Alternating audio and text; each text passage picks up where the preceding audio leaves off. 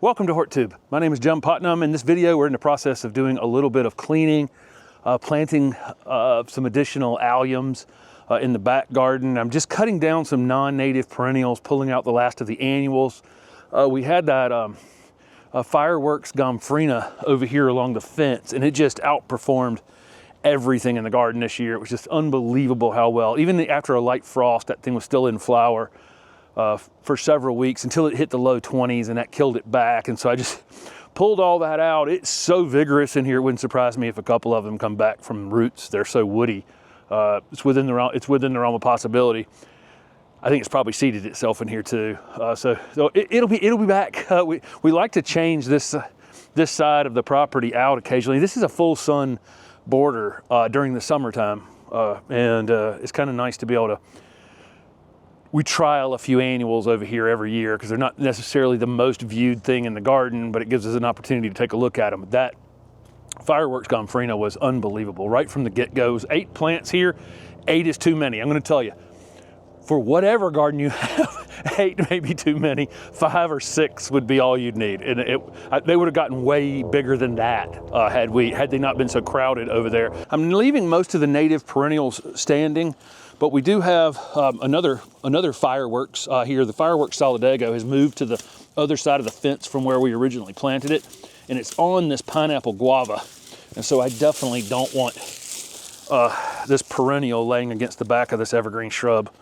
Wow, that's a lot going on there. I don't want it on this side of the fence at all.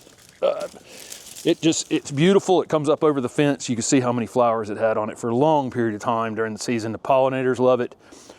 And then, of course, there may be overwintering things, and some of these native pollinators are named cultivars of native pollinator plants. The non-natives, like this daylily here, I'm going to just go ahead and cut the flower spikes. Look at this autumn minaret daylily. Look how tall the flower spikes on it. This thing bloomed for a long, long time. I'm interested, at least 2 months. I'm super interested in finding a couple more of these giant daylilies. I never thought I'd like daylilies, but it's pretty cool. And it was blooming during the open garden. It's probably not blooming. It bloomed a lot after that too. So it maybe had 1 or 2 flowers at that point, but 7 feet tall in the garden, daylily, which is kind of cool. There's this Gomphocarpus, which is a milkweed relative that's actually, I think, native to South Africa. Hairy balls is the common name for it. If you grow this plant, you'll know why. It does seed itself a bit. And so I left like 3 or 4 standing. This one was somehow hidden over here. I never saw it. But these non-native seeders out here, I do try to keep control of them as much as possible, or eliminate them if they really. This was 4 seeds from a giant plant that germinated, so not that worried about it. Doesn't seem that seedy, but if I see them coming up somewhere I don't want them, I'll cut them to the ground. So I planted we had 2 bags of 5 each, so 10 ambassador alliums that we had gotten from Color Blends, and they sat in the refrigerator for months, and just got those in the ground today. Those big giant alliums, you can use a drill bit, of course, to plant them individually, but if I'm going to mass plant bulbs, a lot of times I'll just dig up the whole area. It's easier to excavate the entire area, get it down to the depth that you want it, and then just lay the bulbs in there. But I put 10 of those ambassador alliums beside the patio in the back garden. You can see the clay down in the bottom of that hole, but that's how far down I have to dig now to really find that heavy, thick clay. I think those big allium bulbs need to go down about 7 inches. So the bottom of that trench is right at 6 or 7 inches, plenty deep. The one end definitely has the roots. Alliums can kind of have 2 pointy ends on them. There's a pointy end where the foliage is going to come, and that needs to go upright. And then there's a pointy end where the roots come out of. And if you flip it one direction, you can see where the roots were on it last year. That's the side that obviously goes down. They've had plenty of gold treatment in their refrigerator, so they're going to come up and be beautiful. We have several different alliums here in the garden. We've added a few each year. I like them because they tend to bloom a little after those early flowering spring bulbs. And then I love the seed heads. in the garden. We left the seed head standing for when the open garden was going on last year in June. The seed heads were still standing. It was one of the most asked about things in the garden, were those giant ambassador alliums and one other variety. Do you remember the other variety that was back there? I don't remember, but anyway, the giant alliums make a statement even after the flowers are long. The colors faded out of them. People wanted to know. It looks like a fireworks back there in the back in the garden. So let's jump around and find a couple other things that need doing. All right, we planted these. I think at the time it was like 5 Chapel Hill Miss Huff Lantana, maybe 7 or something crazy like that in this area. I think we've eliminated it down to maybe 3 or 4 over time, and even those are outgrowing the space. And what happens is, and I've talked about this some in consultations recently about resetting plants. Like, I can cut this thing down to the ground, you know, and I will in the late winter. It's no reason not to on a lantana because it blooms on new wood the whole season. But as something becomes more and more and more mature, the faster it comes back from it. So you go from, you know, you think, wow, I'm going to cut it to the ground and then I'm going to buy myself a couple years before I have to do it again. No.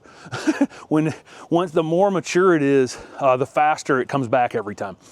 So, you know, there is a limit at some point to where it's just like, oh my God, I'm going to have to do this every year, kind of a thing.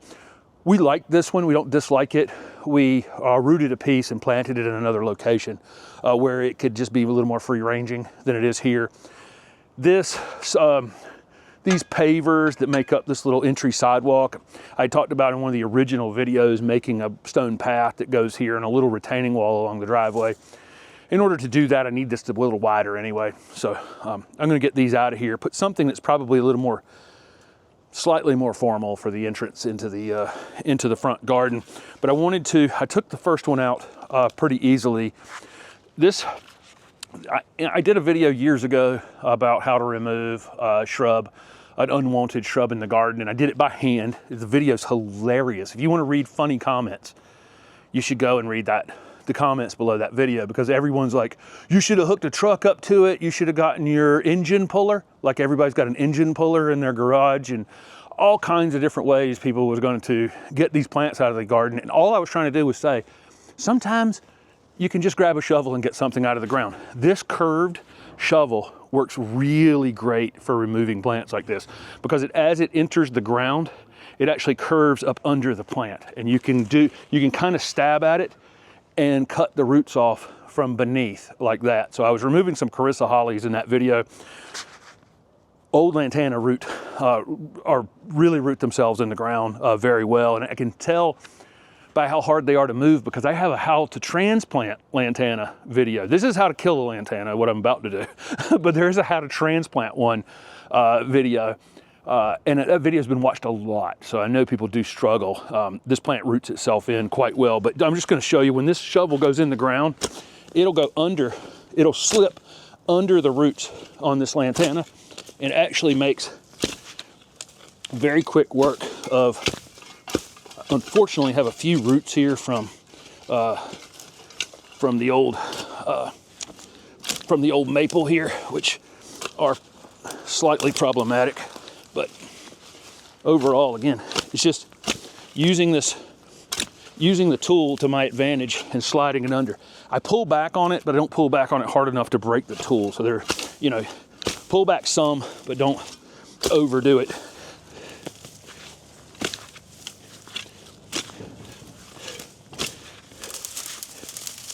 It has suckered some.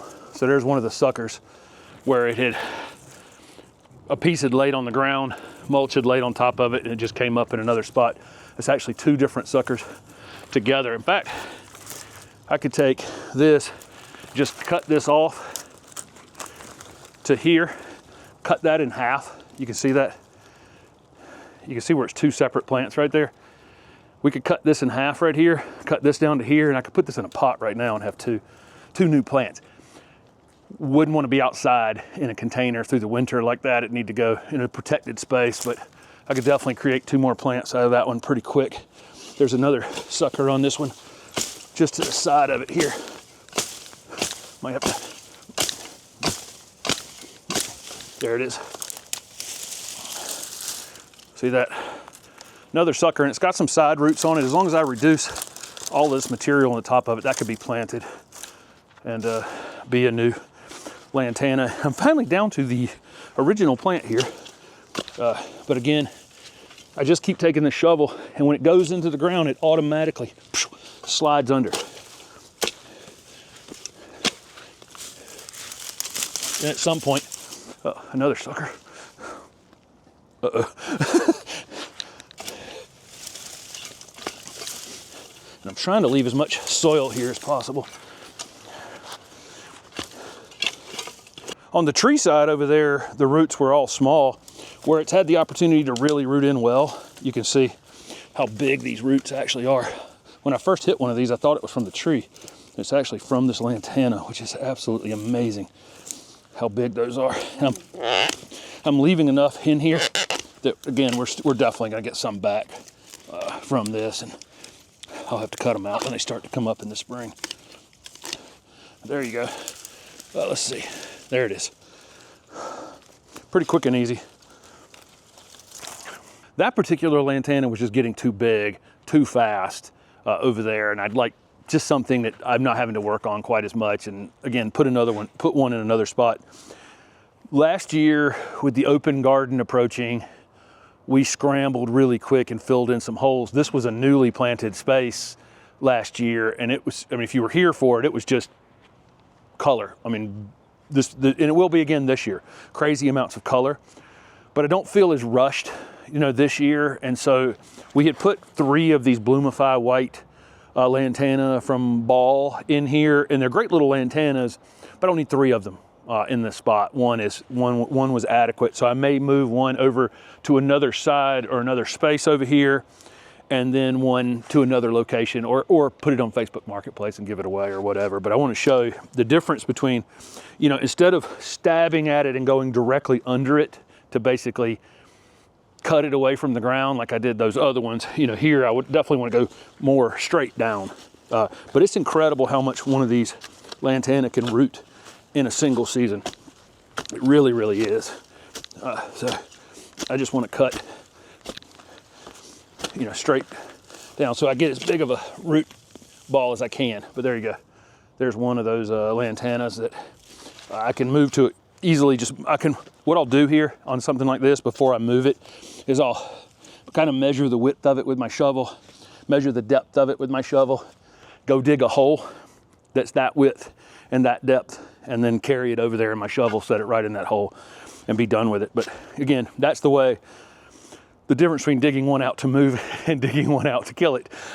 Two very different things, but this shovel is good for both of those things for sure. This trenching shovel makes quick work of any of that. So where it is a good time to tear out things that you don't want, like I tore out that first Lantana out of there because the soil's moist. It's cool outside, it's like 44, so it's nice working conditions out here for tearing that thing out. Probably not the best time to move those other 2 Lantana right this minute. I was thinking that as I was finishing. Sometimes in these videos I'll do something slightly out of season. That Lantana, and the only reason is because it's slightly marginal here in our area, so that's not a candidate to move probably until later in the winter. They're established enough, I'm not that worried about it. I'm gonna move it and I'm gonna put it in mulch, but I'm just saying that overall, not the ideal day, but I was more demonstrating how I would move one versus take one out to kill it. I'm still in the process of raking leaves off the paths as leaves move around back here. Get a little bit of wind now. And where we leave the leaves in the garden, you know, I do try to get them down to the ground by raking them off of the shrubs and some of the perennials. And I also rake them out from under, and rake off the ground covers. That's another good call right there. That Ajuga definitely does not like to have these leaves sitting on top of it all winter like that. So where I do that, and then I also pull some leaves out from under things where they've piled up too much. If the wind's blowing one particular direction, it'll blow all the leaves up against something. I'll pull those off. But then anything that's kind of marginal back here, I can take these leaves and actually use them to my advantage and actually bury something. So I've got rhodia or cast iron plants or some small zone 6, zone 7 perennial things back here that may benefit from having those leaves on top of them as it gets super cold here in the next week or so. The next week or so is supposed to be colder than we've had at any other time this winter. So I'm not uncovering marginal things. I'm taking the leaves off some things that are totally hardy, and then I'm using those leaves to bury a few things that aren't necessarily hardy, and I'll just pull them back off as soon as the cold passes. If you do have some marginal leafy evergreen plants in the garden, you may think about a sheet or a towel. Be careful with snow or ice. You don't want, if you put a cover on something and then the snow sits on top of it, that weight, a lot of times the snow can kind of get through the plant a little bit, and not all the weight will end up on top of it. If you put a sheet on top of it, 100% of the weight of that snow or ice is going to be on top of it, and it could cause some damage to it.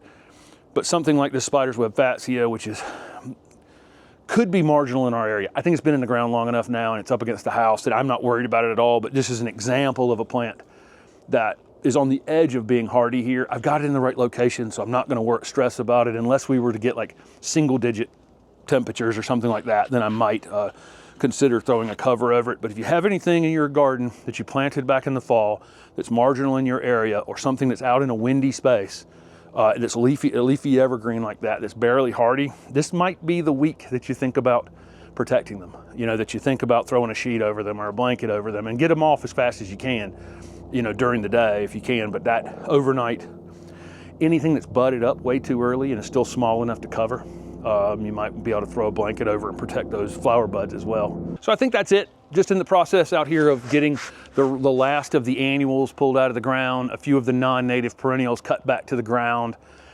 protecting a few things as this severe cold comes on, eliminating a few plants that we're going to eliminate, doing some root pruning on some plants that we're going to be moving. That's in, as you're watching this on Saturday, that was Friday's video. If you want to, my instructions on root pruning plants to move them later in the winter, just to kind of get them ready to go before you do that. So there you go. Thank you guys so much for following along.